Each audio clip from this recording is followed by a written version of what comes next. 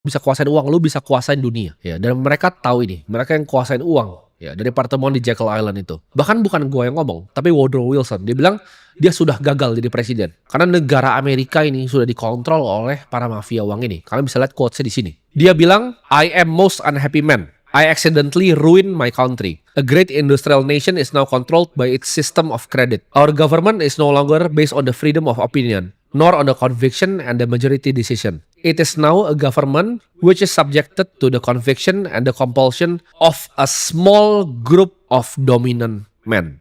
Gue akan tekanin di belakang.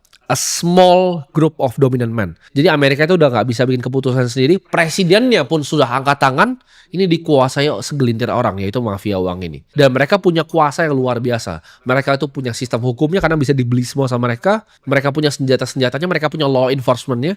Jadi orang-orang seperti gua yang membongkar seperti ini, mereka gak akan suka. Mereka punya arsenalnya. Ketika orang nge-cross mereka bisa bekuin banknya. Ketika orang nge-cross mereka bisa pakai hukum untuk sikat orangnya.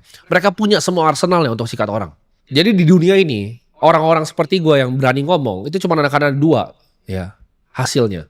Yang pertama, mereka akan lawan pakai smear campaign. Mereka akan jelekin nama gue untuk orang gak percaya sama gue. Kalau ini gak berhasil, yang kedua mereka akan lakukan. Langsung, John F. Kennedy, tembak, der. Cuman dua ya. Jadi di smear campaign dulu, kalau gak bisa langsung disikat. Sama, itu semua yang lu lihat di dunia ini sama. Ya, presiden-presiden Amerika yang pernah meninggal sebelumnya, sama. Jadi sebenarnya gak banyak orang yang berani melawan mafia-mafia uang ini.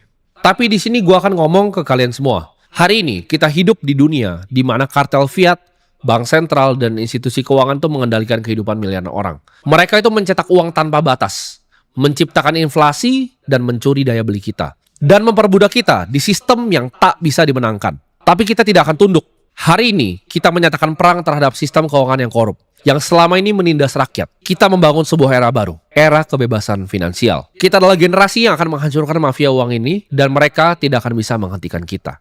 Jadi buat kalian yang bingung, kenapa sih profile picture gue pakai seperti ini? Ini adalah simbol perlawanan, karena artinya itu adalah bahasa matematika. Itu adalah for all atau untuk semua. Uang yang untuk semua, uang yang benar-benar desentralisasi. Ini adalah simbol perlawanan melawan mafia uang ini. Jadi lu semua yang ada di sini, ini bukan cuma channel edukasi. Gua benci dikatain bahwa gue adalah seorang motivator. Gue bukan motivator. Gue di sini akan bertindak sebagai tameng kalian untuk melawan perbudakan uang ini, untuk melawan para mafia uang ini. Karena gue akan kasih tahu di sini, gue tidak takut sama mereka dan semua kalian berhak tahu tentang kebenaran.